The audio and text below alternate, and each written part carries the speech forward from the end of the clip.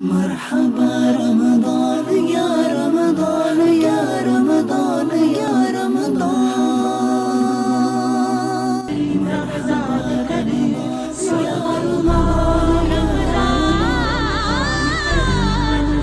الحمدللہ رب العالمین والصلاة والسلام علی سید المرسلین۔ ناظرین، پروگرام ہے رمضان کریم اور ہم اپنے نیکسٹ ایپیسوڈ کے ساتھ آپ کے سامنے حاضر ہیں۔ ہم آپ کو خوش آمدید کہتے ہیں۔ وضو کو توڑنے والی چیزیں، انسانی جسم سے نکلنے والی نجاست، اس کی مختلف صورتیں ہیں۔ پخانہ اور پیشاب، اس کے علاوہ پیپ اور خون، یہ بھی چیز وضو کو توڑ دیتی ہے۔ لیکن یہ بات بھی ذہن نشین ہونی چاہیے کہ اگر خون اور پیپ جسم سے نکلی اور وہ اپنی جہاں سے وہ چیز نکلی تھی وہاں سے آگے وہ بہی نہیں بلکہ اپنی جگہ پر رکی رہی تو یہ چیز وضو کو نہیں توڑتی۔ اور دوسری چیز منہ بھر کر قے کا آنا، یہ بھی چیز وضو کو توڑ دیتی ہے۔ یعنی ایسی قے جو منہ بھر کر ہے جس کو بندہ روک نہ سکے، ایسی قے بندے کا وضو توڑ دیتی ہے۔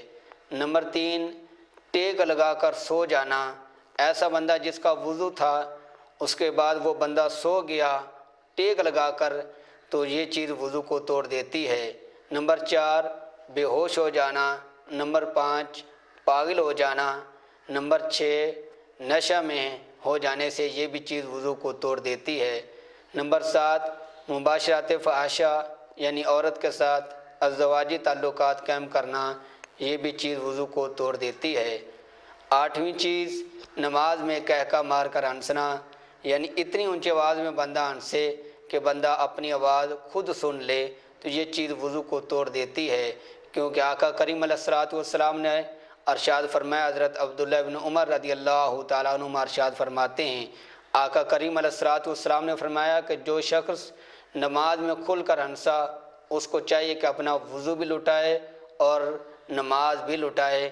لیکن یہ مسئلہ بھی ضروری سمجھ لینا چاہیے کہ یہ قہقہ مار کر ہنسنا تب وضو کو توڑتا ہے جب بالغ بندہ رکوع اور سجدے والی نماز پڑھ رہا ہو۔ اس کے علاوہ دیگر صورتیں، یعنی اگر بندہ نماز کے علاوہ ویسے فارغ ہے تو اس کا وضو اور وہ ہنستا ہے تو اس کی یہ چیز وضو کو نہیں توڑتی۔ یعنی کہ قہقہ مار کر ہنسنا تب وضو کو توڑتا ہے جب نماز کے اندر بندہ ہو اور وہ بندہ بالغ ہو۔ یہ چیزیں وہ تھی جو وضو کو توڑنے والی تھی۔ وصلی اللہ تعالی علی حبیبی و صحابی اجمعین۔